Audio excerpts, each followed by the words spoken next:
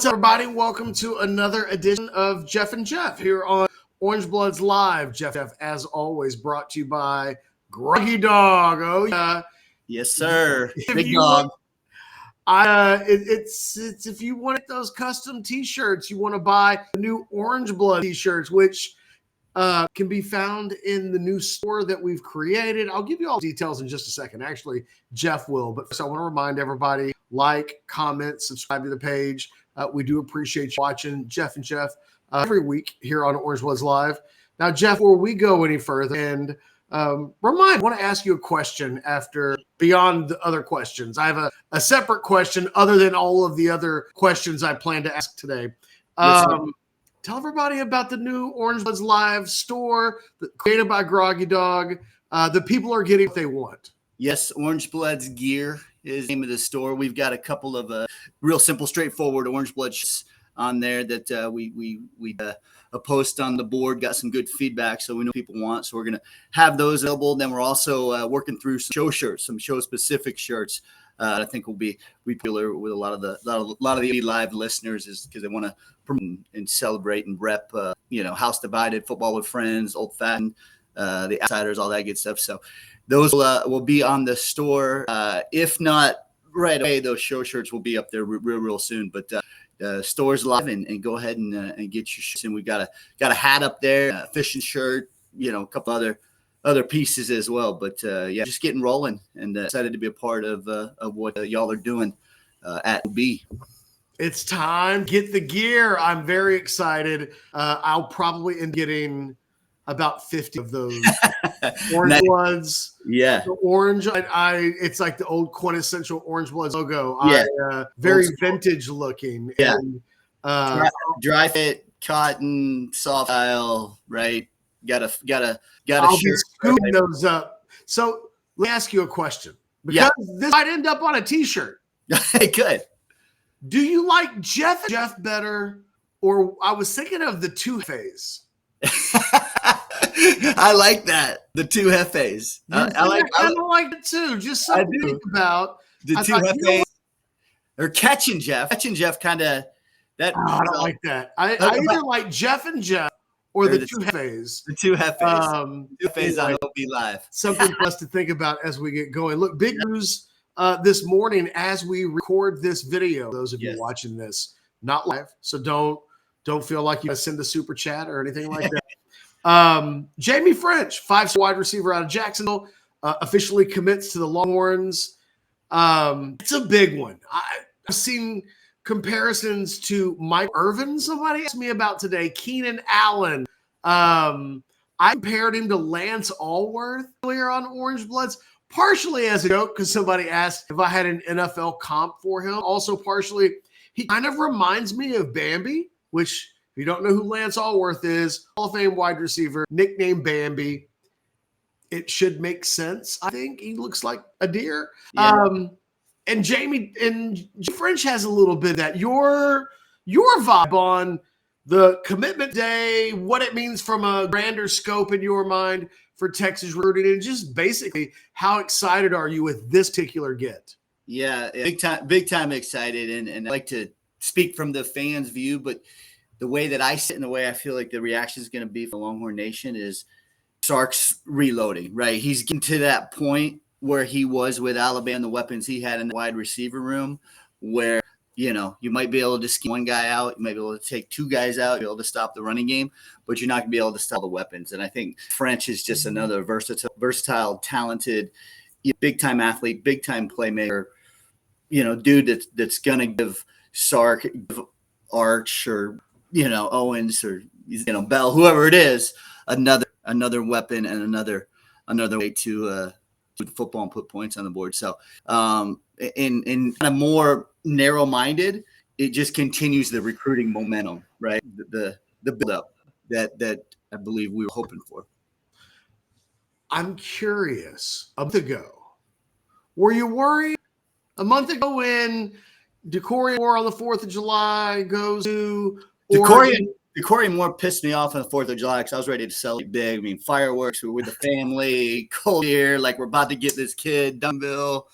And then he pulls out because, Nike came in with a Brink's truck. That one kind of raised the blood pressure, but I feel like I, again, stayed calm and understanding and had faith, trust, confidence in Sark and just the process. All right, let me ask it a different way. Okay. August 1st. I'm trying to remember when Khalid Lockett committed. It was around then. It was around then, but honestly, I can't tell if I've got COVID brain or there's just been so much that's happened over the course of the last month that a few weeks ago feels like a long time ago. Yeah. But let's just say August 1st. On a 1 to 10, because there's no Lockett commitment. There's no Shia Sharma flip. Yeah. There's no Jonah Williams. And I don't even know if on August 1st, everybody was completely buying the idea that Texas was definitely get Jonah Williams. And there certainly wasn't Ffrench yet. And we're waiting for Michael Terry, and won't be the end of the recruiting cycle. But Brooks too, the big lineman. Yes, but there's exactly. I completely forgot about Nick Brooks. Yep. Exactly right. So August 1st, on a scale of 1 to 10, and 1 being absolutely no concern at all. You were high on life like Jimi Hendrix, and you barely even notice that there was anything going on in recruiting that was bad. Or 10, you were ready to set some shit on fire.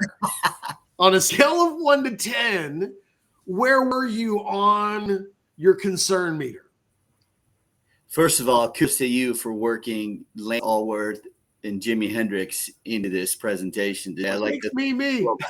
Yeah, that's how catch rolls. My level of concern on August 1st, 4. Yeah. 4. And again, I say it every I'm on here, and every time I talk, I drink the burnt orange. I pound at the burnt orange Kool-Aid. I mainline the blood in my veins, orange blood. So I am 1,000% biased. But I just continue to feel that Sark, this staff, the unit, the whole program, that they've got their arms wrapped around it, and they've got it going in the right direction. So, I didn't get to that. Again, the more things set me off was just because I've seen the dude play for times, and I wanted him in a Longhorn uniform, and it was the holiday, but I never really got that 9, 10. Press the pan button, eject. The thing about July 4th as a holiday is that might start drinking early on that day. You drink. You're out, you're having a good time, you're at the lake, fireworks at night. It's not one of those holidays where your first drink's a glass of wine at 7:00 in the evening. No, sir. No, you know how that goes, man. You amp it up from the sweet tea a little early on. So by the time it's 9:30, 10 o'clock. Like you better announce for Texas, or something's catching on fire. Yeah, and we felt all week. I know watching the show, and you and Chad, and whatever, I think everybody was feeling okay about that one, but you know how it goes. To be fair, I tried to warn a couple of days in advance. I was like, uh-oh. The thing about that is Texas felt pretty confident about that the week of. Yes, that's the thing. All the people I talked to were like, hey, we like this. We're good. They knew. It wasn't like Elvin Banks from a couple of years ago where on the day of the announcement, not only did they not know what was going on, but they thought it was going to be them and completely caught off guard. At the time, he goes Oregon 1, A&M 2, Texas was 3rd.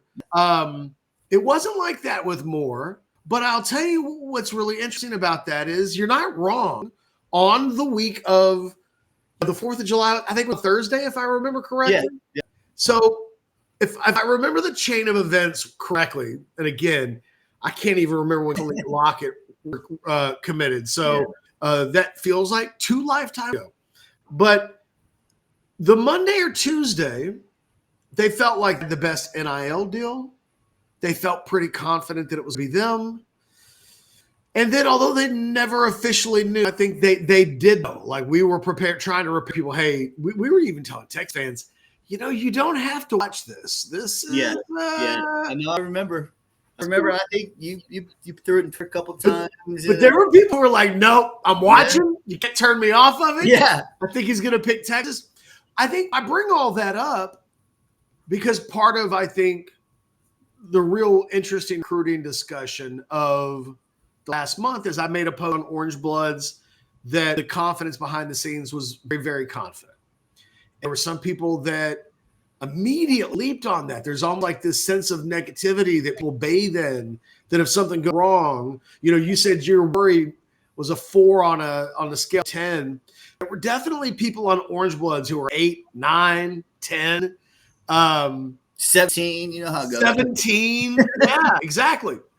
So what's really interesting is that through all of they didn't get Riley Pejon either. No. I think they knew weeks before Michael Fasusi knew that before he announced, I think they knew Texas probably not going to get Michael Fasusi. But I don't think that message, they wanted it to get out there because of the reaction. And then about a week before, it's like, it's not going to be us.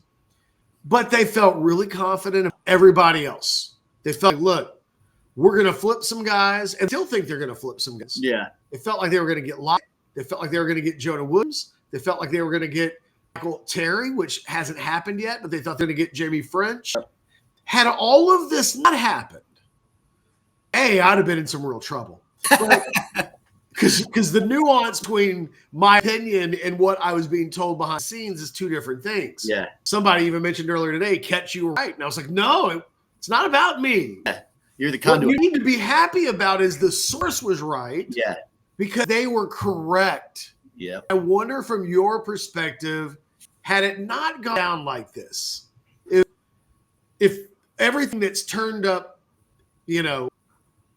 ace of diamonds for the Longhorns over the course of the month of August, pretty great month as it turns out. Yeah. You don't get Fasusi, but man, get everything else. I think there would be confidence issues from the people who were at 8, 9s, and 10s on the worry scale would be up a notch or two. Nuclear. Those of you that were at a 4 would have probably moved up to like a 5 or a 6. But more important, and this is the thing that's rolling around my head, it would have meant that behind the scenes, there was a bad read on the pulse of recruiting. That would have been the most alarming thing, is that if Texas thought they were going to get guys and they were misreading the situation, and here we are at the end of August, they got one of those guys or none of those guys getting ready to go into a season where they rank in the top 5 and there's so much excitement for tomorrow against Colorado State. I think there would have been a real weird vibe going on. So it's critically important for a million reasons why they're getting a guy like Jamie Ffrench today, but maybe weirdly none more so than it can give everybody confidence that, oh yeah, the staff is really, really good. They're really good at recruiting. And when they feel confident about something, we should assume it's bullshit. Yeah. I mean, now you go into the season, you can't understate the timing of this Ffrench announcement, right? Right at the start of the 2024 campaign, because again, it just keeps that train track, gives it a little more gas, gives it some more speed, and here we come. Let's go. Number 4 in the nation, college playoff, Quinn's on the Fansville commercials. I mean, we're rolling. It's the momentum, the general sense, the overall vibe. You use the phrase, misread. But it's kind of now when you read the room of Texas football, you're saying, hey, this is where we want to be, this is where we can be, and we're getting there. We're getting there. So big time exciting. Big time exciting. Is there one guy that if Texas hadn't gotten that guy, the worry would have kicked in? Who of all the guys that they've landed this month, the one that proves to you the most that, this is actually heating up? Brooks. Really? Well, and just the reason I say that is the little bit of perception I get, and you can correct me, educate me, if you will, but just development of the O-line and the big humans, right? Because, being bought at OU and, other places across, the SEC, maybe historically their front 7, their big guys develop a little more. So I don't know. I just feel like, especially when you're not getting Fasusi, then you're going, okay, that's a business decision, right? For a lot of reasons, well talked about at length on it, but for a lot of reasons, that's a business. But okay, that's fine. But let's get Brooks. Let's get that. So that was, and to see it come kind of right after the Fasusi deal. So that one me sleep a little better. I thought the answer was definitely going to be Jonah Williams. Yeah, dude, did you see him first? Yeah, that's what. I mean, there's even a little bit of revisionist history from a week later. It's like, well, you saw him last night. Yeah, look, that dude's so good. Electric. When I say he's a high school version of Darren Woodson, in a way, I don't even know if that completely does him enough justice, because he's really the high school version of Travis Hunter. And I don't think this comparison for college, but when you just think about what he does, he's everywhere all the time, make plays. Somebody made the joke yesterday. Did he, what was it? Did he drive us home or whatever? Yeah. No, he built the bus. Like, he didn't drive the bus home. He picked the bus up, put it on his shoulders, and said, "Here you go." He's the high school version of Atlas. So I thought that he might be the choice, because I really, 2 months ago, everybody would have thought DeCorey. If I'd said, I'm going to give you $500 of Jeff Kett's money, and you can put it on the surest two-man combo that Texas can in recruiting that you want to, and you've got DeCorey and Moore, you've got Michael Fasusi, you've got Jamie Ffrench, you've got Riley Pettijohn. If on the 1st of June I'd said pick any combo and $500 if those two guys commit to Texas, you'll get, I'll give you 10-1, so you can win $5,000. Yeah. I think DeCorey and Moore would have been one of the first names chosen. I think there would have been some Fasusi. I think people would have been Riley Pettijohn. I think, ironically, it might have been Jamie Ffrench and definitely Jonah Williams.